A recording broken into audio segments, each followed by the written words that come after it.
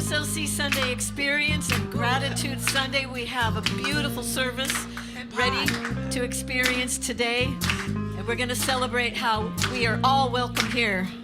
Right, Ann? Yes, whether you're live streaming or you're here in person, we're going to celebrate Gratitude Sunday. Let's sing about it.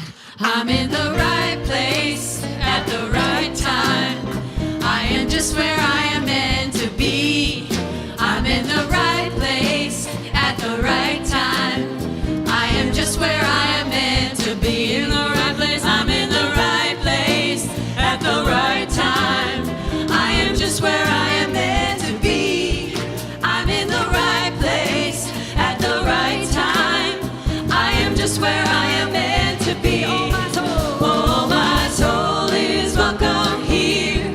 Oh, my soul is welcome here. And I am getting the message loud and clear. My soul is welcome. Okay, there's too much to tell you about the service. It's just going to be amazing. Your soul is welcome here.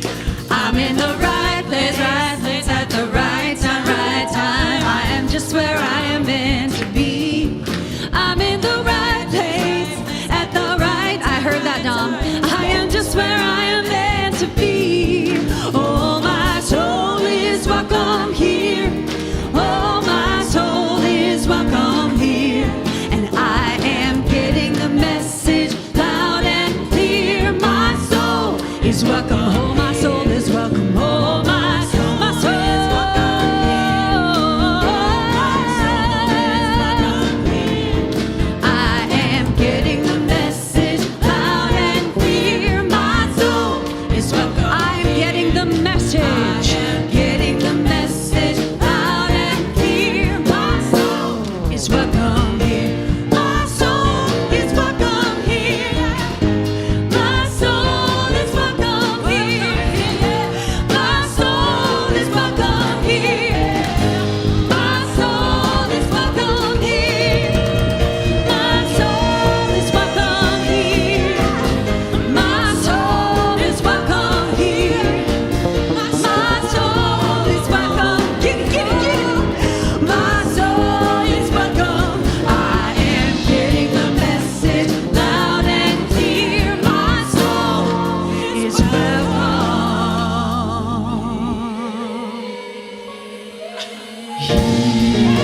Yeah, yeah. I say yeah.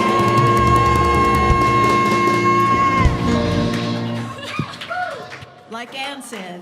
Good morning, SLC. This is going to be a really special Sunday. I just first want to. It's Gratitude Sunday. It's also going to be your formally installing me as your minister because of the. Thank you. I have said that the being installed sort of, I feel like I'm going next to the refrigerator or something like that. And so one of you came up and said, well, because of the knee, you probably can't do that. Gave me a picture of your installation partner. It's the microwave in the kitchen. I feel grateful for that. I also feel grateful that one of you has loaned for this service, has loaned me a prayer shawl of the Dalai Lama, which I feel so blessed about that. And if I could even you can't get even higher compliment. Dom has told me that I'm starting to really applaud on the beat. So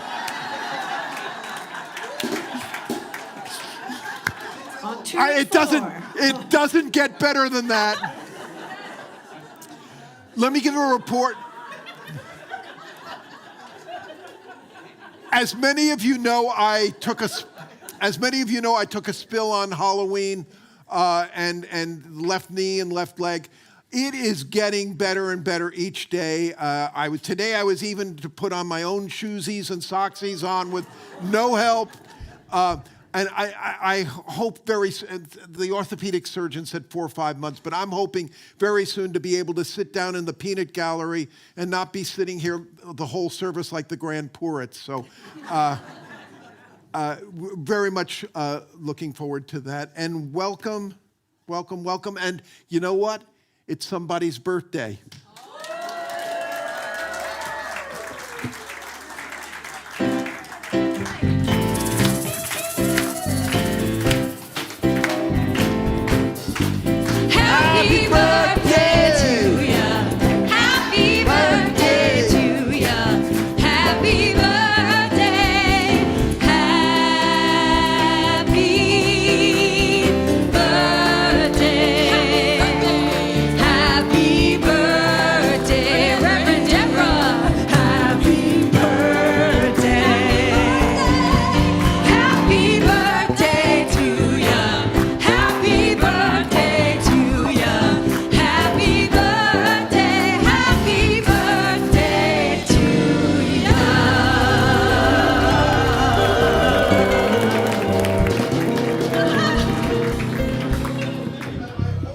everybody in Sacramento, you're not going to try to buy flowers or balloons today because in her office, they've cornered the market on the balloons and flowers. It is beautiful.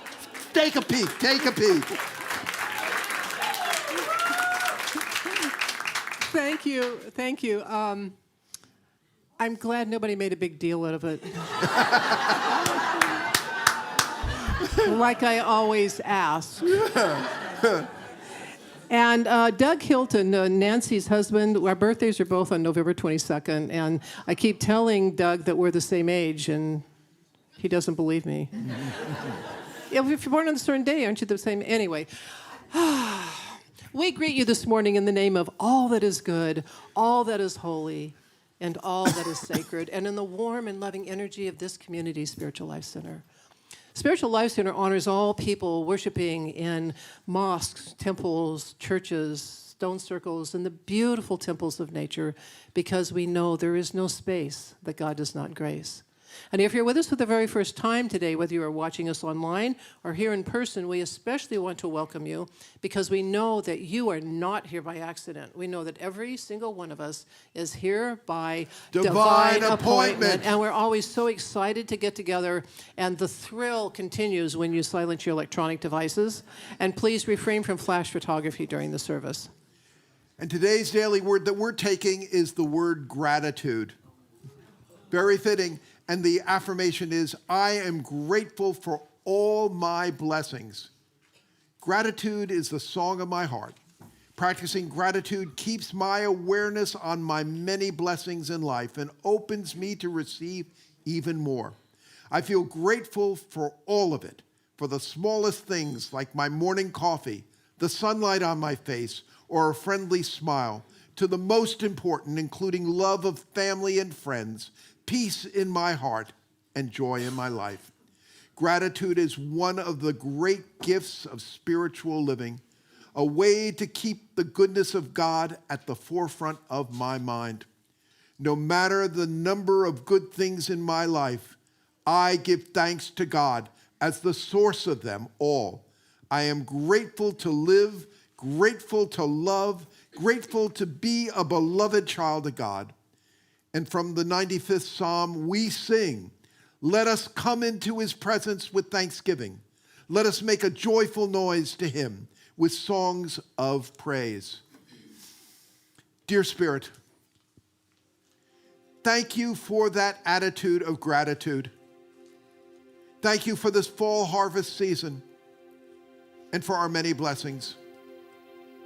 Thank you for this Thanksgiving.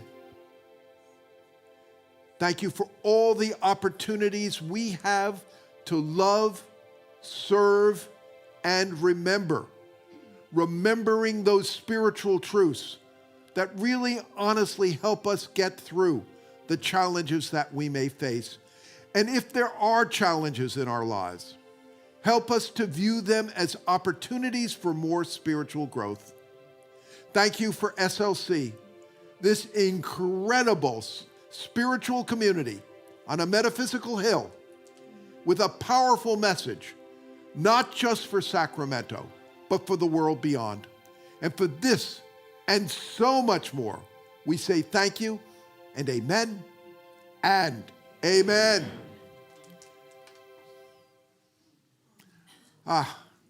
We learned this week about the passing of Reverend Phil Pearson. It would be easier to tell you what Reverend Phil did not do for New Thought and Unity in Northern California and for the Unity movement than to tell you all of the things that he honestly, truly did. There's such a close connection to Reverend Phil and SLC. Reverend Michael and Faith Moran, of course, were served with both Phil and Dorothy. And we were saddened but glad that for his presence and all that he has done. I have been in contact with people close to Reverend Phil. I've offered SLC for a celebration of his life. If it happens here, it will happen after the holidays. Let's just say a special blessing to Reverend Phil and his spirit. We love you, we bless you, and we appreciate you, and we behold God's love as you. And we say our mission statement because these are words that remind us who we are here to be. We're here to transform lives, to make a positive difference in the world as we love, serve, and remember. And we also remember these 5 unity principles, which really, truly can help us overcome the challenges that we may be facing. God is absolute good and everywhere present. People are inherently good. Thoughts create our experiences. Prayer and meditation are how we connect with God, and we must take action. As I said, I'm honored that it will be the formal installation, and we are so honored that in the house we have Reverend Ken Daigle.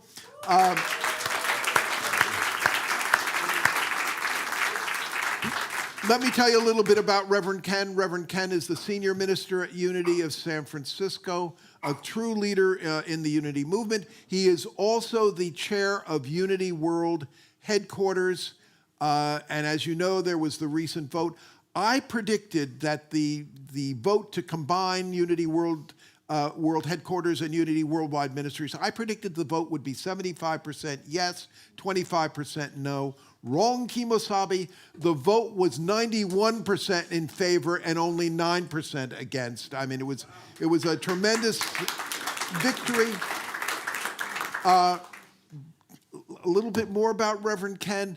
Reverend Ken, back in his days in New York, was really in one of the original prayer circles, in those days, small prayer circles run by Reverend Marianne Williamson. Also, and here I got to admit, I am jealous. Reverend Ken was not only a student, but truly a lieutenant of that great Unity teacher, Eric Butterworth. Lastly, and I'm not telling stories out of school because he's written about this, Ken went through a medical challenge as serious as what Myrtle Fillmore went through in the 1880s. And Ken really leaned into Myrtle Fillmore's principles. And if I could steal a line from Mark Twain, word about Ken's demise, shall we say, is a little bit hyperbole. So we are so fortunate, and Ken will do the installation. He will also be delivering a really strongly powerful message. So, new? Regular, we'll take regular. Sorry, I'm not used to Or using- high test. We'll take high test. High test. So this Wednesday is the Wednesday before Thanksgiving, and so we will be having the Oneness Prayer Circle at 5:30, and we will be having the meal at 6 o'clock. Now, Patty has come to me and said, could we please get the RSVPs by Monday? Because getting an RSVP at 4 o'clock on Wednesday afternoon doesn't give people time to buy the food. So if you're planning on coming, could you please RSVP by Monday evening? We'd really appreciate that. And, it's just a nice little get-together the night before Thanksgiving, nothing fancy. And if, you can take a break from your own cooking and preparing your house, it's just a nice, quiet little time to be together. So we're not having a program that night because people need to get home and do other things. So we'll see you at 5:30 and or 6 o'clock on Wednesday. And if I might say, that prayer circle at 5:30 led by Reverend Deborah is growing. I mean, it really is growing and very powerful. And I can't recommend highly enough the soup dinners. Are they wonderful? So be square and be there. Movie night, Friday, December 5th at 7 p.m. We are going to be showing a wonderful movie, Joyeux Noël. It's a true story about a one-day armistice which took place Christmas during World War I. A wonderful movie, so come Friday, December 5, 7 p.m. Popcorn and everything will be there. And the holiday silent auction closed last night, and RJ is here to give you the full update. Hey, everybody. So this year for our auction cycle, we had 75 people donate auction items. And so the committee and Spiritual Life Center wants all of you to know that we are also deeply grateful that there was such great and wonderful participation for the auctions that happened during the gala and the most recent online silent auction. And some of you bid and did not win, but some of you bid and won. And so if you were lucky enough to get the Soul Light Connection house concert, or if you think you, yes. It's now been sold out 4 times in the 4 times that they've done it. It has easily sold out very quickly. So next year, keep in mind that when the tickets go on sale, they go on sale. Whoosh. So if you think you placed a bid or you think you won, please go to the table and see our Board of Trustee, Marianne Mancina and George Peckham. They'll help you collect your auction item. And also you can make payment at the Hub with the Hub team. And so we're also deeply grateful for everyone who contributed, whether you donated an item or whether you purchased an item. So together we raised over $8,000 for SLC.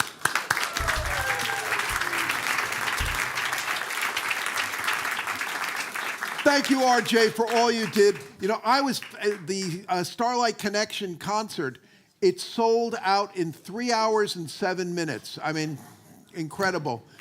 Now, I know the government shutdown is over and you think, you know, the problem is solved or whatever, but the snapback with SNAP and other food programs has been slow. We are continuing the food drive, and I think it really is important. Bring your cans, bring dry food. The red bucket is out in the courtyard. I think it really, honestly, truly is important and can play an important role during this trying time. How many people have come to the Advent Spiral over the years? A lot of you. That means that there are some of you who might not know what it is if you're new. This is a very special thing that we do every day, and really this comes from Paula Mandella, the Advent Garden Spiral, and it is an experience that just, it's beautifully sacred. It's a ceremony for the entire community, for the young and the old.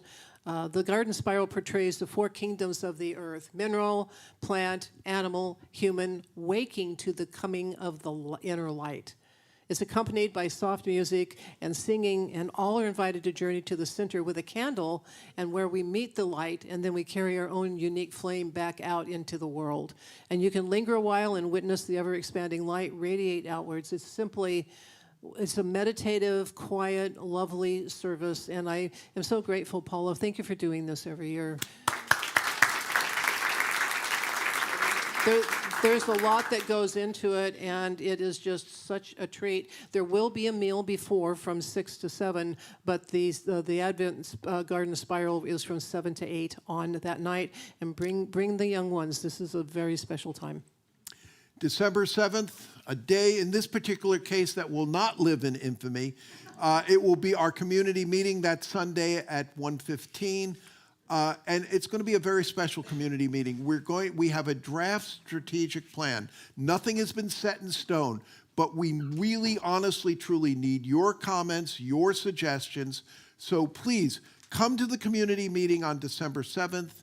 We'll be going over, I think, an interesting strategic plan, but we need your input, and we look forward to seeing you there on December 7th.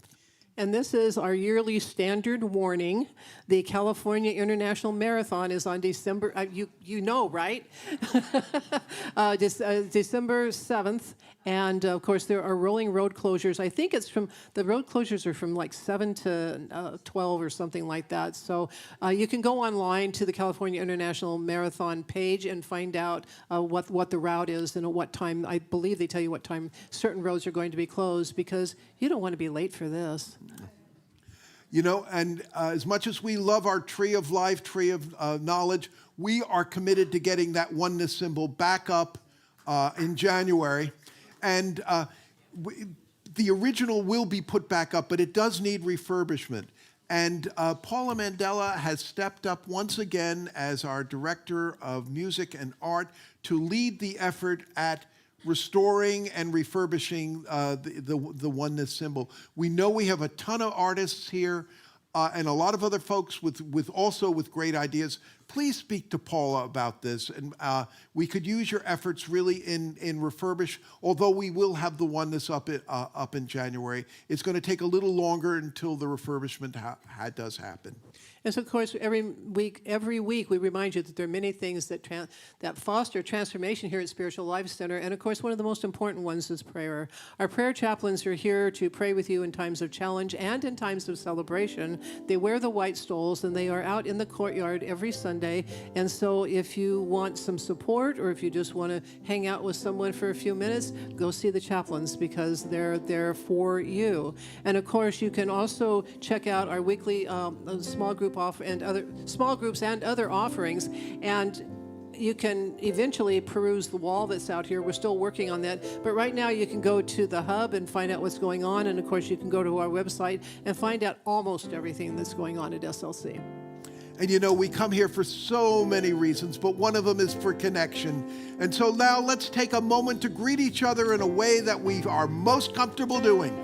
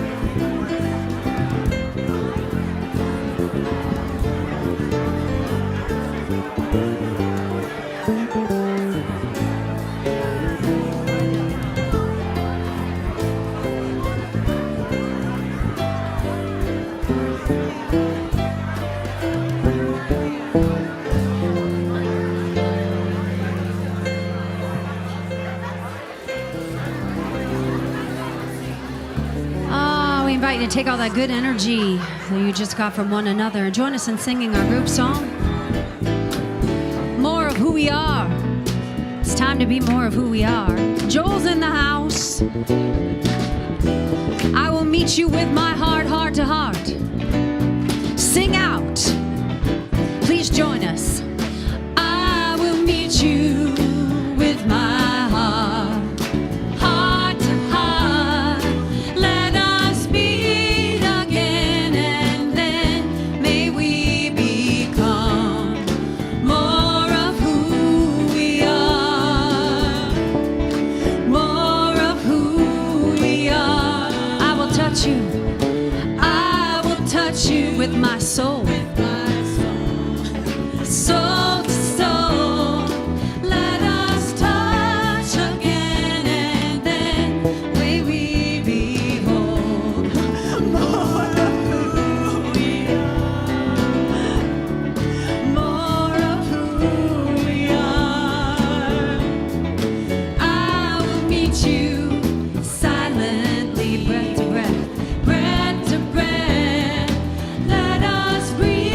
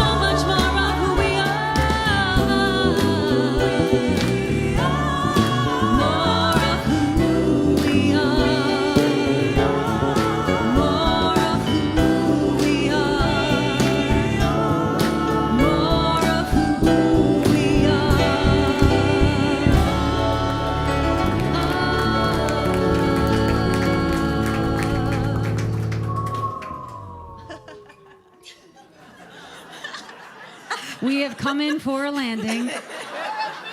We have arrived. Everybody right on cue just sat lovely in their chairs.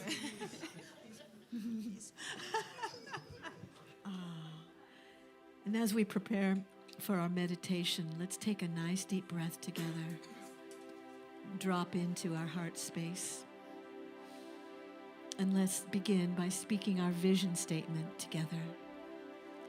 Spiritual Life Center is a loving, vibrant family that welcomes home all people and accepts everyone, no exceptions, weaving ancient spiritual traditions with emerging wisdom.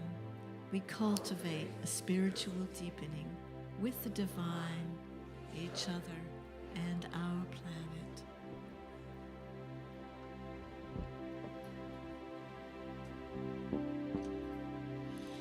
Showers of grace, endless ocean of joy, pour into you, into me, washed in pure love, the sacred heart reveals, humbly to serve the supreme. As a bird sings, as the grass grows, as a dewdrop clings, all of nature knows. If you haven't already, please join us. Showers of grace, endless ocean of joy, pour into you, into me, washed in pure love, the sacred heart reveals, humbly to serve the supreme. As a bird sings, as the grass grows, as a dewdrop clings, all of nature knows. Showers of grace, endless ocean of joy, pour into you, into me, washed in pure love, the sacred heart reveals, humbly to serve the supreme. As a bird sings, as a bird sings, as the grass grows, as a dewdrop clings, all of nature knows. Showers of grace, endless ocean of joy, pour into you, into me.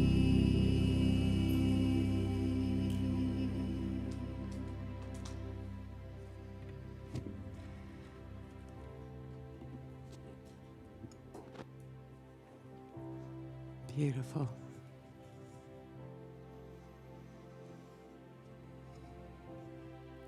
As we move into our time of meditation, let's breathe together. Breathing in and breathing out. Breathe in the vibration of that beautiful chant. Showers of grace, endless ocean of joy pour into you, into me. Showers of grace pour into me. Manna from heaven. Just breathe that in, opening to receive.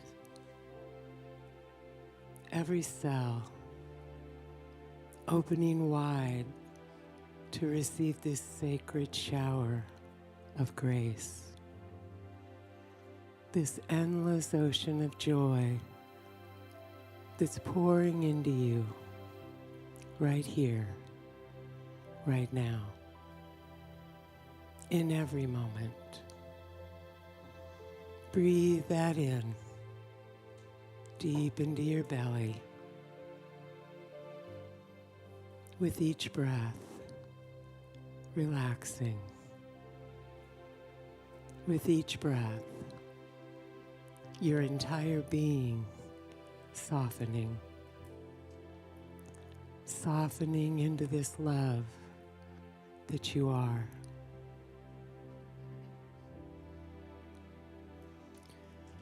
Gratitude opens us to this flow of God's grace. And this time of Thanksgiving is a reminder to live every day in gratitude. Meister Eckhart said, if the only prayer you say in your whole life is thank you, that would suffice. Life is vibration, and the vibration of miracles is gratitude. The vibration of love, the vibration of gratitude is the vibration that allows miracles to happen in our lives. And so we open our hearts. We slow down. We take time to be grateful for everything in our lives. All things. The good and the challenging. Knowing that even the challenges grow our soul and bring us closer to you, God. God's desire for each of us is awakening. Awakening to the truth of our being. Awakening to the love that we are. And we open ourselves to a closer connection with our Creator, our God. And we say thank you.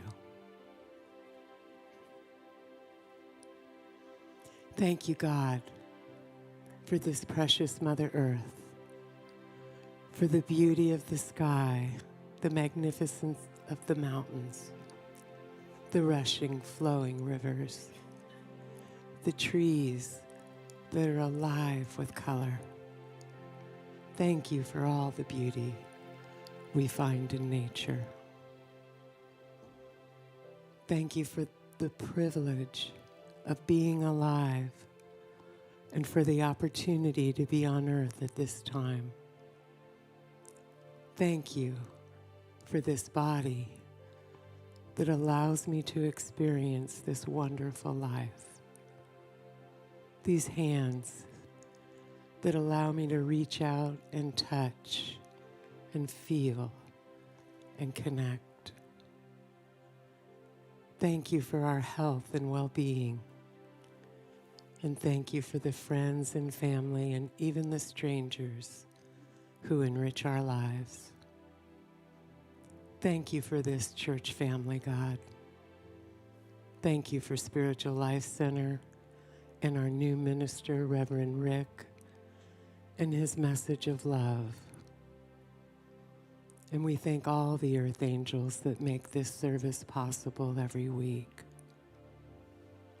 We thank you for the abundance that freely flows to bless us and allows us to be a blessing. And God, thank you for our heart, our precious heart that allows us to feel and to love and to know your presence. As you hold our hearts, God, we open them. We open them wide to receive the oceans of grace, the miracles of everyday life that are here as we give thanks with grateful hearts. As we move into this moment of silence, take a minute and say thank you for all the ways that God shows up in your life in the silence.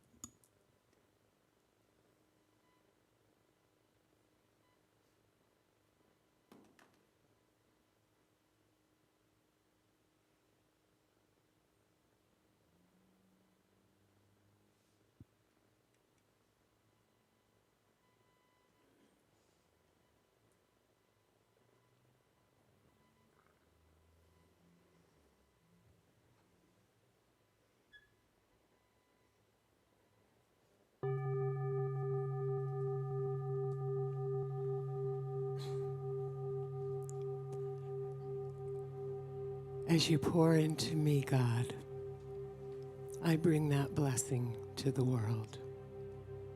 Let's love recklessly, my friends. And so it is. Amen.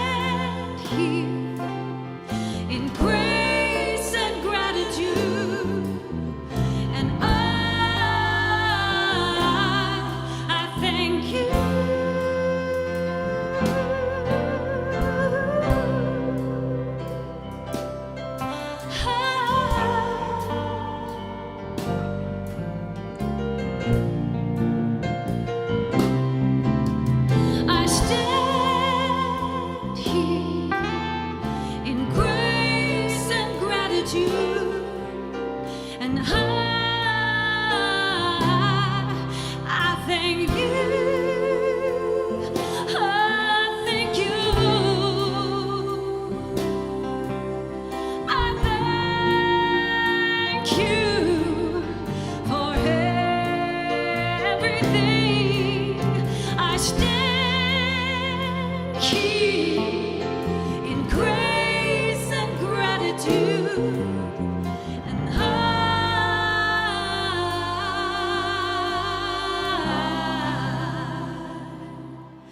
I thank you.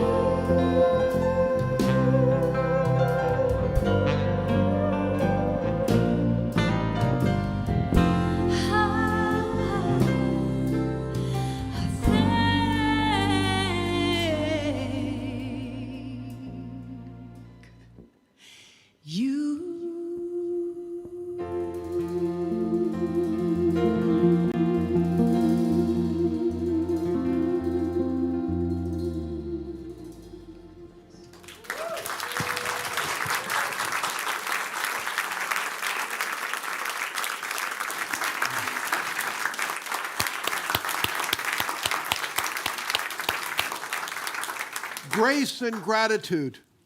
I'm honored that the installation is following this wonderful song from Olivia Newton-John. I also want to express something which I'm very grateful for this Thanksgiving, that my fiancée, Peg, could you stand up a second? That Peg is here.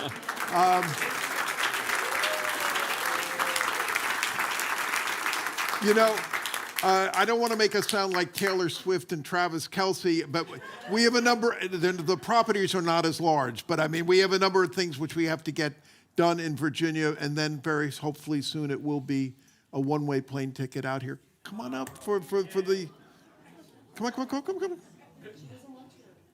Well, I'll invite her up in a minute. Okay. All right, sorry. They're good. Are you ready for this? I am ready. You're ready for this. And that we have the Dalai Lama stole as well as the stole we're going to, the Peg's holding, which is Rick's stole. Excuse me. Just 1 second. So, do you guys know how blessed you are? I mean, what an amazing spiritual community you are. Take a moment and just take that in. I travel all over. I see all kinds of different unity communities, and you guys have it going on. Amen. Amen.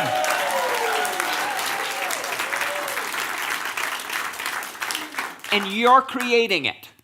You are creating it. You are making it into your reality. And I want you to know that, own it, and celebrate it. And this man and I met at Unity Village when we were both in seminary, different years, but we crossed paths in the seminary. We did. And when he called me and asked me to speak here, I said yes. I said, let me move things around. Let me make sure that I can be here. And I am so blessed for saying yes, right? So blessed by saying yes. So we are going to enter this process together. For installation of your minister is not an act that's done by me, is not an act that's done by Rick, is not an act that's done by the board of directors or the board of trustees here. It is a communal act that you and the minister and the ministry all take together. So you are installing your new minister. You are active and participants in this process. And I want us to step into that today.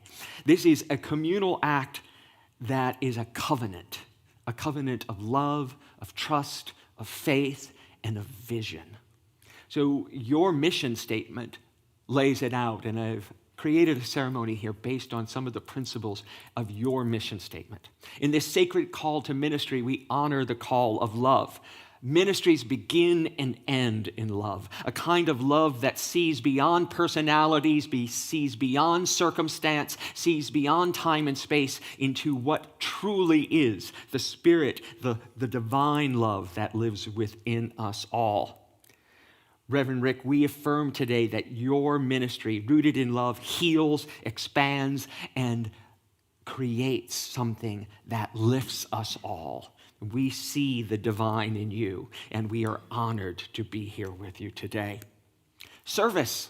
One of your principles too, service. Service is we lead with open hands and hearts, whether it is working out in the courtyard to make sure people are fed, or being here as an usher or greeter, for coming to service today and lending your voice in the songs and the ministry and being here in presence, because you could have stayed home. And all of you on live stream, thank you for tuning in, for being right here and right now. We see you through these cameras, and we know that you are part of this ministry. You are part of this collective whole, and that your ability to tune in from wherever you are makes this ministry beyond the bricks and mortars of this building and makes it global.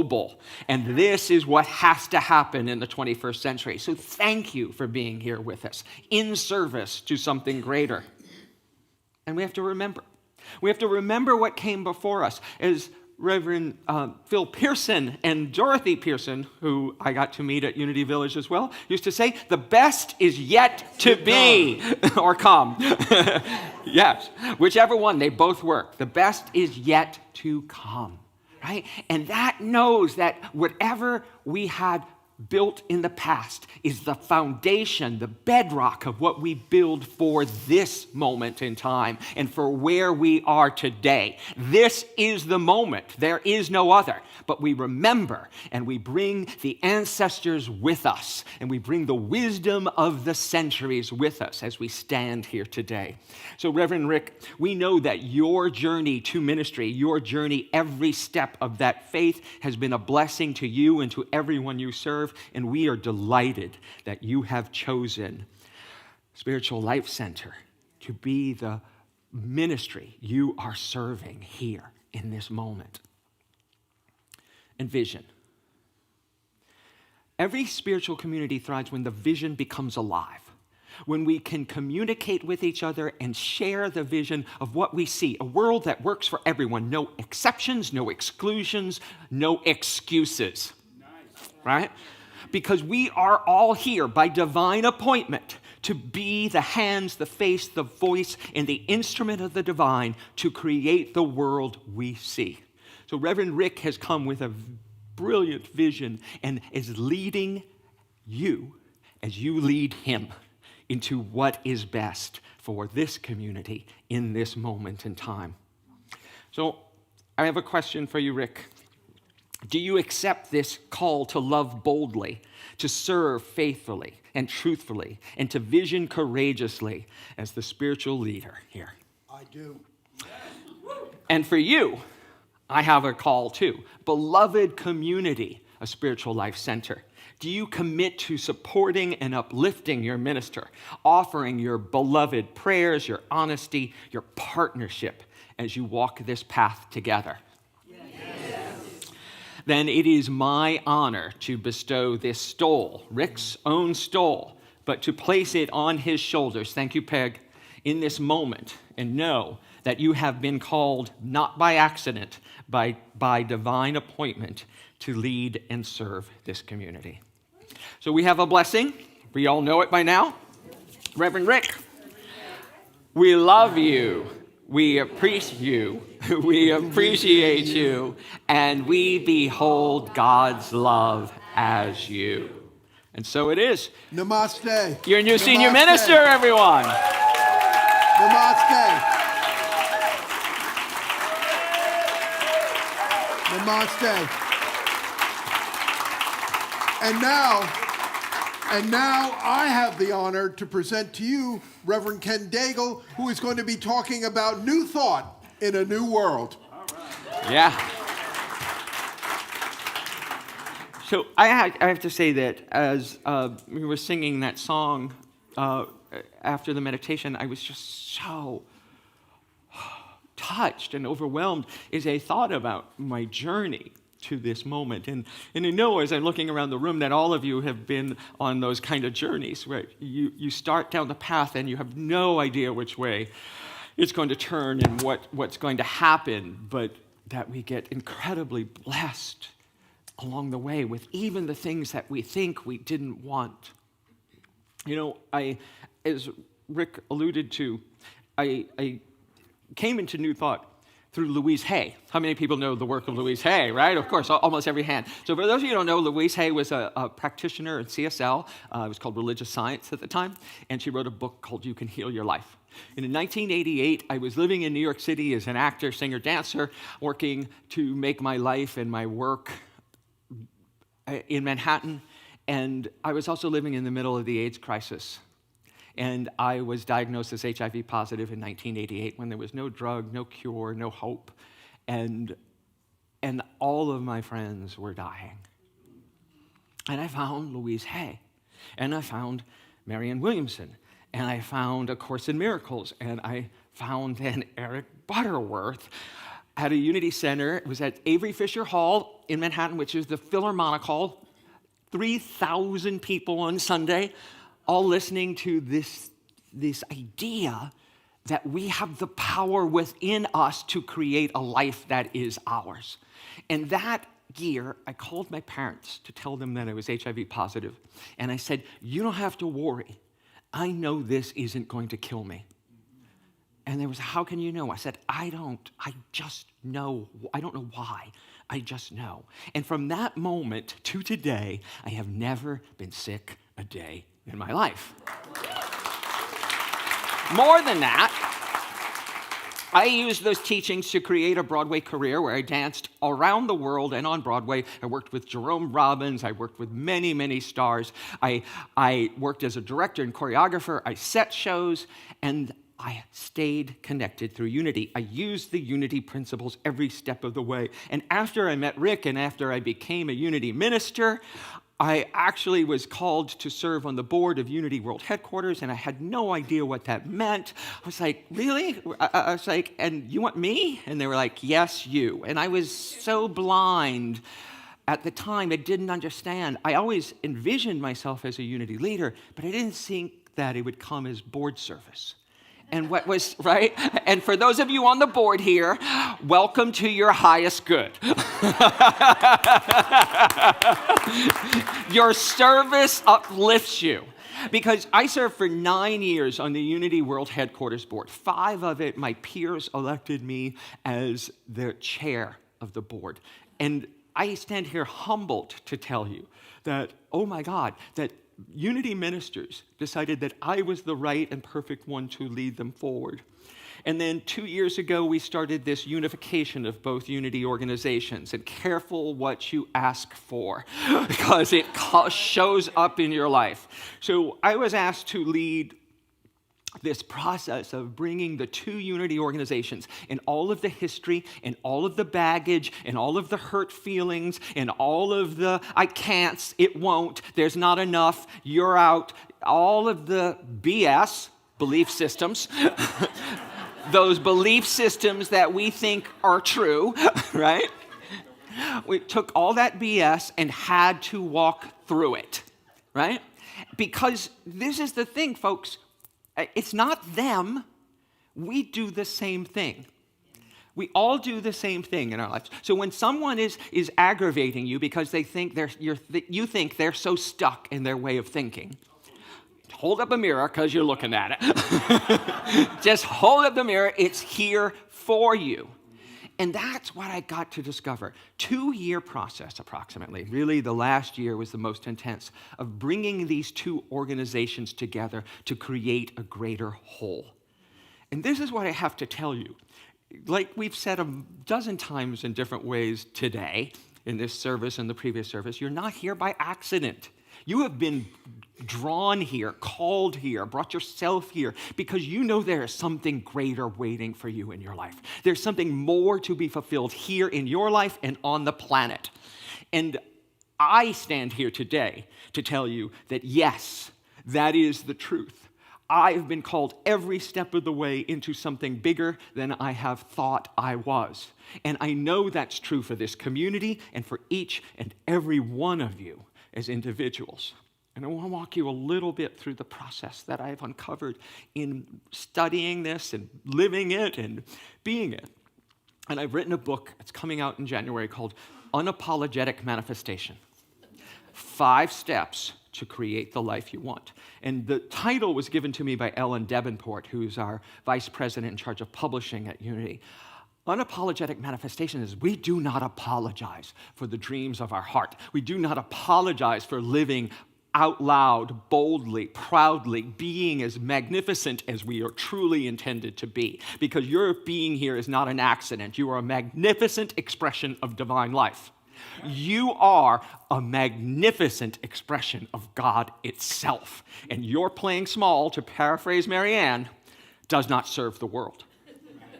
A tree does not apologize for taking all the light, all the nutrients, all the water it needs to grow into its magnificence, does it? No.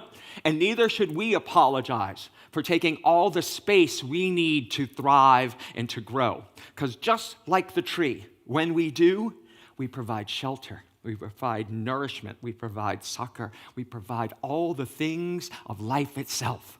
Oxygen, spiritual truth.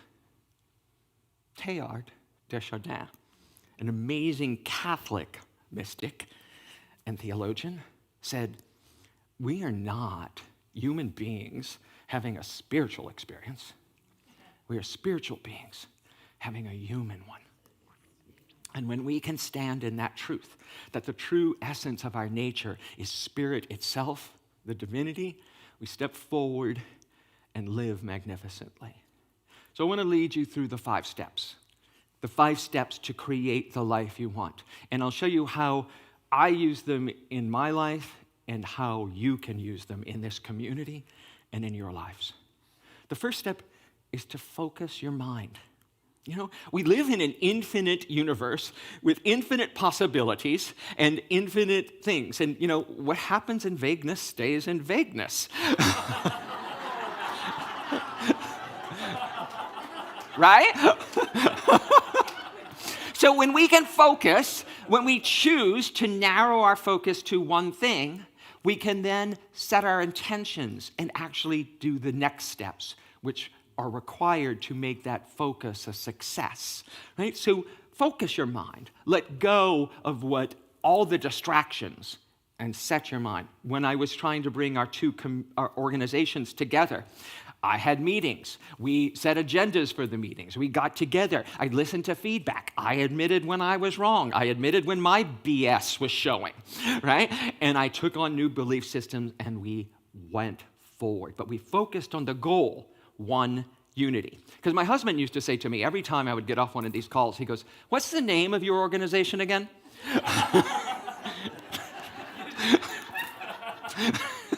Because they were always fighting. The two organizations were always fighting over terrain, fighting over this, fighting over that.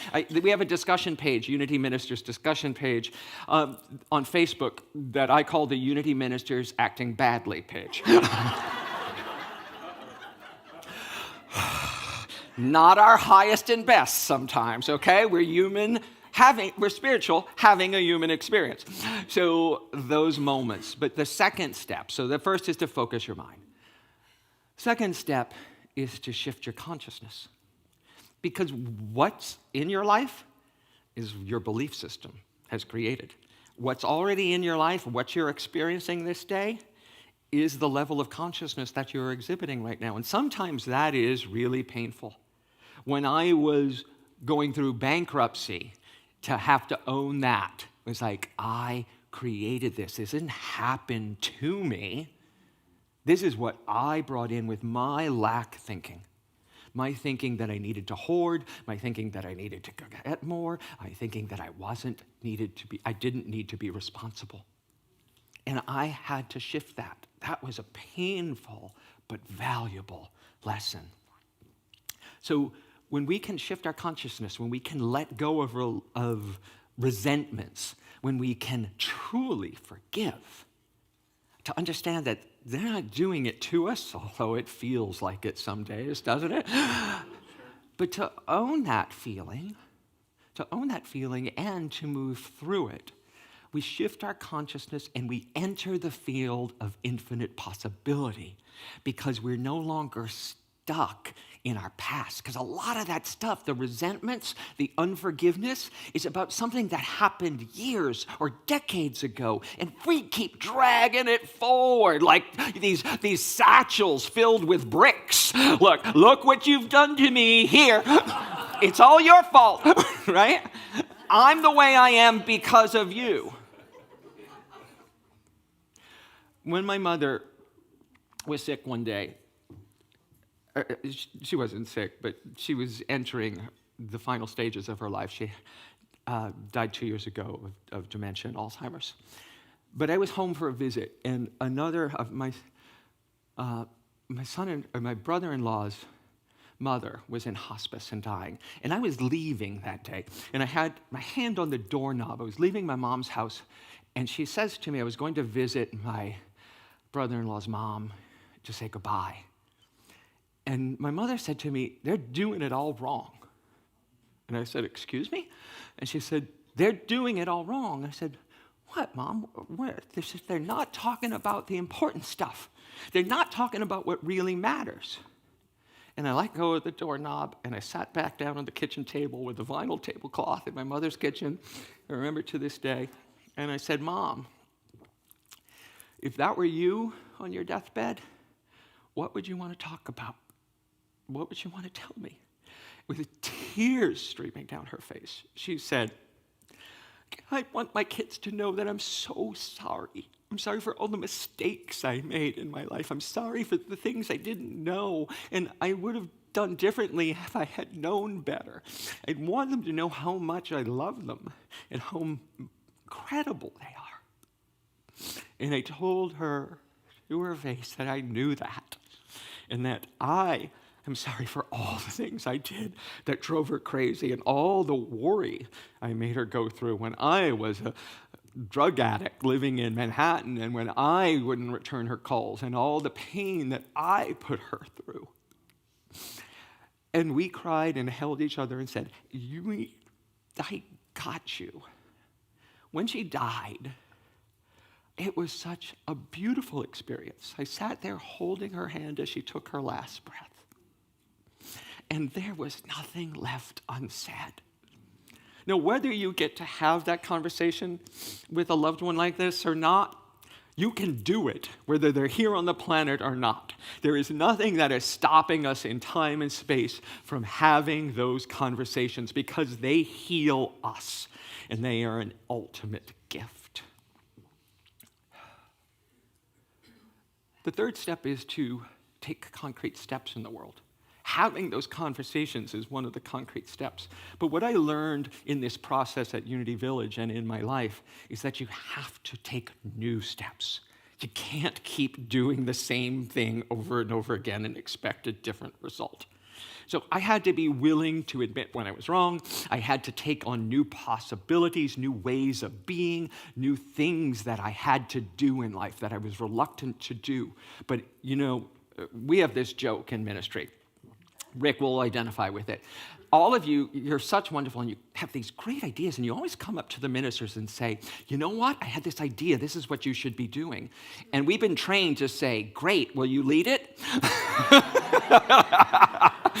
Great, will you do it? Because if it's your idea, it's yours to do. Right? And that's what I had to learn and lean into in the bringing of the two Unity organizations together, that if it's my idea, if this is what I want, it is mine to do. So I had to carve out new time. I had to change my habits. I had to find ways to be new in this situation, to listen to people and to communicate with them differently. And as Rick testified to earlier, that process, that months-long process, led to a result beyond our wildest dreams. And then this one is really important. Step 4 is to share your vision, to share your journey.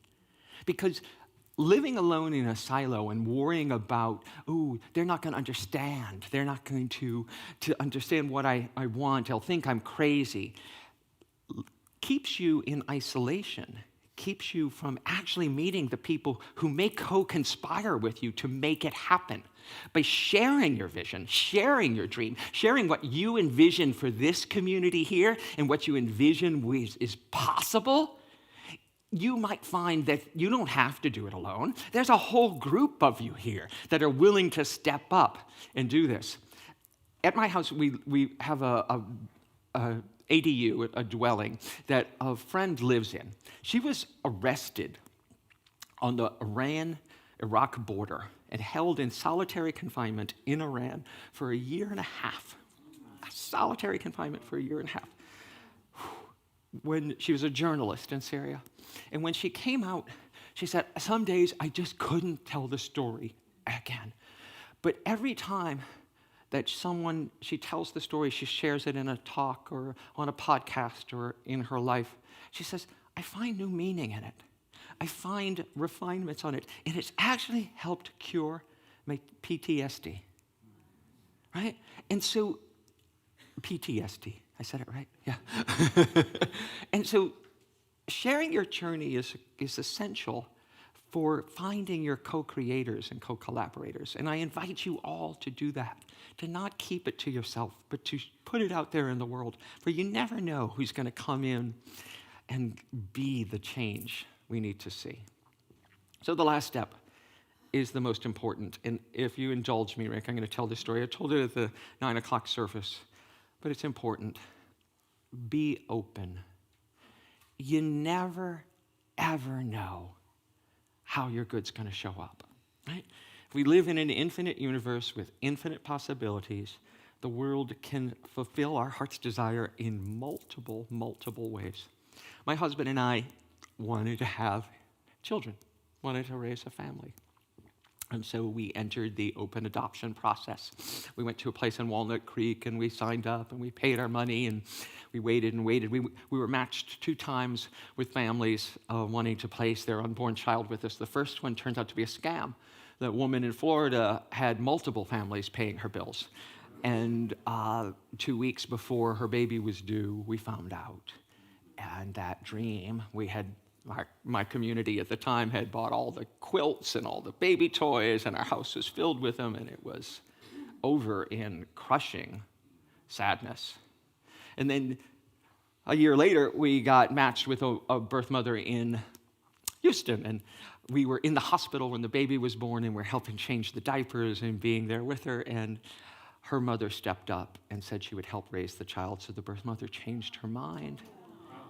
And we went home heartbroken, but we blogged and we talked about it from this perspective. Our good does not come at anyone else's expense.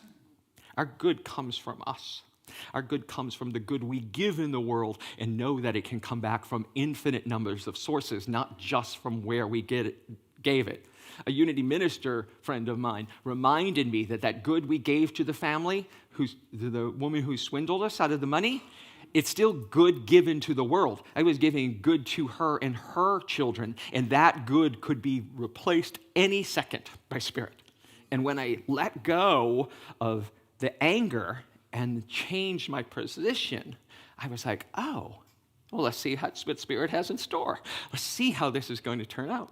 A week after we got home from Houston, in the heartbreak, we got a phone call from a woman who said, we've been following your story online. We think you guys are amazing and you should be parents. And she said, my husband and I would like to get pregnant and give you a child. And we said, okay, there's a crazy woman on the phone. Right? We said, you could do that? And she said, yeah. She says, I have 2 kids. Our family's done. I think you're amazing. I get pregnant really easy. I love being pregnant. We'd love to do this for you. And so we said, let's meet. So she came up. She and her kids and her husband came up. He was a Iraqi war veteran. She was a dreamer, brought here undocumented. And these 2 amazing souls in their early 20s came up. We fell in love with them. We spent a whole day together playing with their kids and talking. And we said, okay, we're all in. Go home and have lots of sex. And they did. That child is in the children's courtyard right now. She's in the children's program.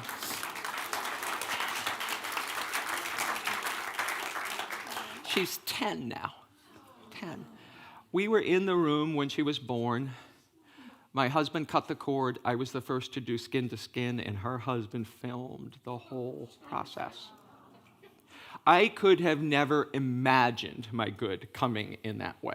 I could have never, ever anticipated how my good was going to show up. It had never happened like that in any of the stories I'd ever read. And Spirit found a way to make it happen for me. What also I want to say about that is, there's one story, when I was telling this earlier, someone in the courtyard, I forgot this part of it.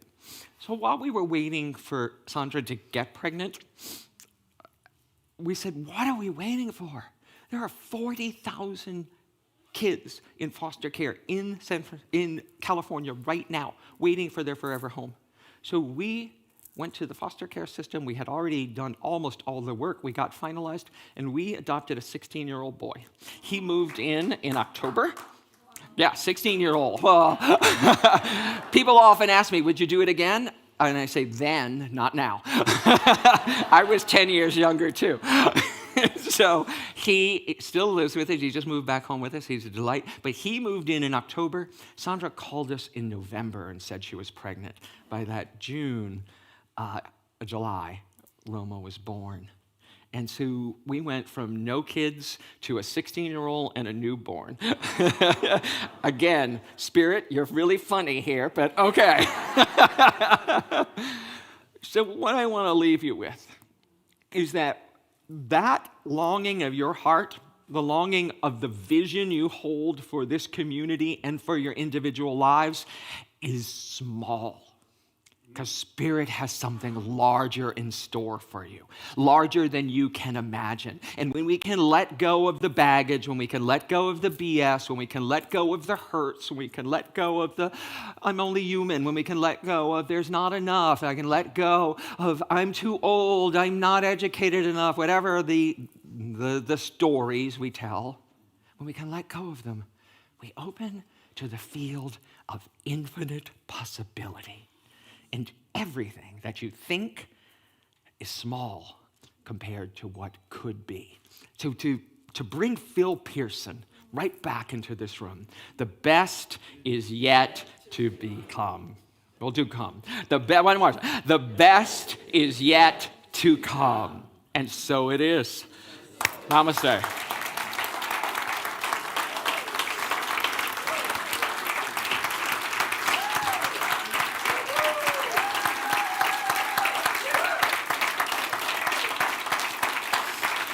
Thank you. Thank you. Thank you, Reverend Ken. You know, it's interesting. We went through many of the same experiences in adopting our daughter, Therese, who's now 11. And it's interesting that Roma and Therese have been good friends from like 3 years old at Unity conferences and everything else like that. I think really important what Reverend Ken has talked about. You know, you've heard me say, you know, progress usually is 5 steps forward, 4 steps back, 3 steps forward, 2 steps back. I think for so many reasons, and I'm not just pointing a finger at the United States, but around the world for so many reasons, we are now in a 4-step back period for a lot of reasons. However, a lot of times it's in those 4-step back periods that are sometimes the most creative periods. Unfortunately, a lot of times pain is the touchstone of spiritual progress. Myrtle Fillmore's great, she was always a great spiritual person, but her quantum leap spiritually came when doctors told her she didn't have much, they couldn't do any more for her, and she only probably had a few more months to live. That's when the breakthrough came. And so I think what Ken has shown us, even if we're in a 4-step back period, this can be some of the most fertile and positive times where new thought really starts to spring forth. One of the biggest growth periods for the Unity movement was during the 1930s, during the Great Depression. And so I think for so many reasons, you know, what we are going through and I think could be an incredible spiritual time for places like SLC. Thank you, Ken. And let us give Ken a blessing. We love you. We bless you. We appreciate you. And we behold God's love as you. And we truly do. And as Ken pointed to during this period, we can manifest both on an individual level and also on a community level. Next week, oh my goodness, it's going to be Advent, the first Sunday in Advent. Can you believe it? And we're going to be moving to a new series. It's based on a book by a wonderful Unity minister, Hypatia Hasbrook. I'll tell you more about her next week. Her book is called The Trip to Bethlehem. It's about, she made that trip to Bethlehem in the Holy Land, but it is, she felt a very wonderful metaphysical metaphor of our journey to Bethlehem. We will be talking next week about following that star that is within you. So look forward to seeing you next week. If you're watching us online, you can go to slcworld.org, click on the Connect button, and fill out the card, please. This will let us know that you're watching us and also help you keep up on the happenings at SLC. You look at many church calendars, quite frankly, and you find that there's Sunday and maybe something on Wednesday. This place has something going on almost every day of the week, both online and in person, something which can truly help you with your spiritual walk. And for those of you here in person, in a moment we will ask you, if you're new, to please raise your hand. We're going to give you a welcome card to fill out, and we ask you to take it to the welcome table in the courtyard to receive a warm welcome and a special gift. So if you're here for the first time, could you please raise your hand? Do we have any newcomers? We had some at the 9 o'clock service. We're all family here today, so congratulations. That great Unity minister and leader, Jim Rosemurgy, wrote a wonderful book called Even Mystics Have to Pay Bills. So we now have the opportunity to support Spiritual Life Center. You can do it so many ways. You can text SLC Love to 44321, or go to our website and click on the donation button. And you can also mail your love offerings in. I got to say, given all the rain and the Noah and the flood almost that we've been experiencing lately, I am so grateful to our postal workers who have continued to deliver during that difficult weather period. And if you're online and want to spread this consciousness, click like, comment, share, and subscribe. It really is, seriously, a lot of good stuff online is coming out from SLC during the week. If you like it, please click it, share it with friends. Believe me, the algorithm is there whether we want it or not. Let's get the algorithms working in our favor to spread a positive spiritual message. And with this, let's say that offering blessing. Divine love as me blesses and multiplies all that I am, all that I have, and all that I circulate. Thank you, God.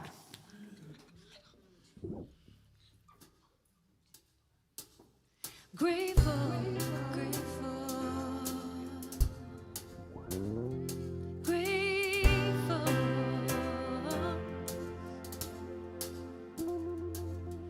Flowers grow and we all know why. Rain falls down and we all know why. Stop and don't let it pass you by. Stop and see all the beauty on every side. There's a beat in my heart and a blink in my eye, and it's faithful. There's a sun in the sky and a child running by, so I'm thankful. And it's simple. It ain't even really that deep. I'm just grateful. Don't make it harder than it needs to be. Be grateful. It ain't even really that deep. Be grateful.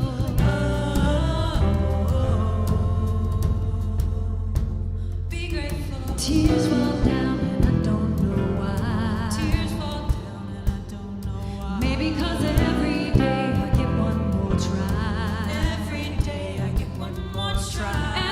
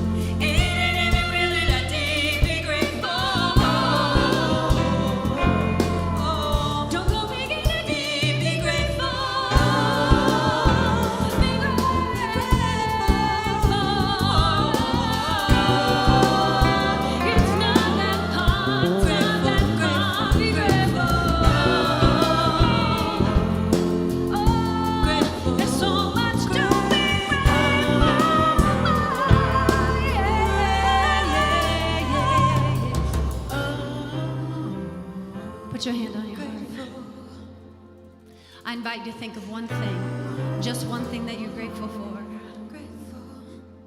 And notice when you think of one thing, you can't help but think of another. And I invite you to just speak that right now into this room. I am grateful for my children. I'm grateful for my house. I am grateful for my life, for a body that works, for food on my table, for a car, for this community, for Reverend Rick, for Reverend Daigle, for Reverend Deborah. There's so much to be grateful for. I'm grateful for my challenges. I'm grateful for the strength to walk through them.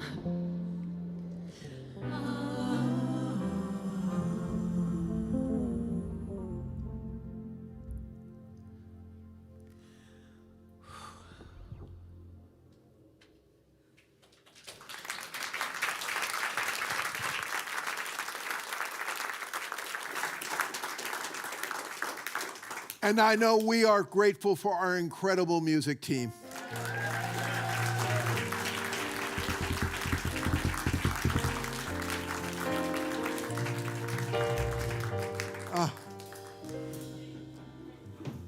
Wow. Friends, we are so grateful for the prayers in our prayer box and for all the prayers on people's hearts. Help them to know your healing spirit flows through them with the power to overcome the challenges that we face and to really recognize the frogs in our life. Remember what FROG stands for. Fully rely on God. And we are so thankful for all the investments that are made in this ministry, the investments of time, treasure, and talent. Because without these investments, this ministry would fold in a heartbeat. Thank you for this time of year, which gives us the opportunity to love, serve, and remember. And for this and so much more, we say thank you, and amen, and amen. You know, one of the things with the knee and all that I really truly miss, because it's one of the highlights of my week, is dashing out and greeting you as you walk out. Ken will be there. I'm going to play Hop Along Cassidy with my cane in the courtyard, meeting all of you and with the hugs and everything, because we're a hugging community. We're going to say that wonderful prayer for protection and then sing the peace song, after which the band is going to do one of my all-time favorites, Johnny Mercer's Autumn Leaves. Then join us in the courtyard for fellowship. It's going to be a wonderful time for all. So let's start saying that prayer for protection.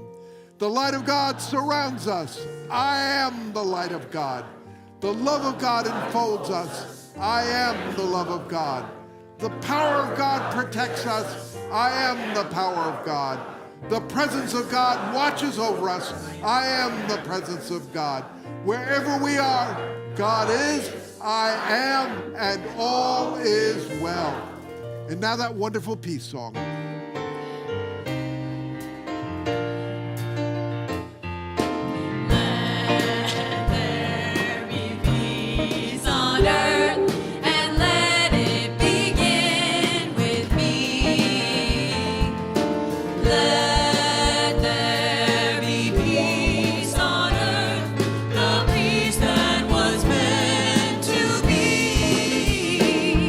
With God and strength.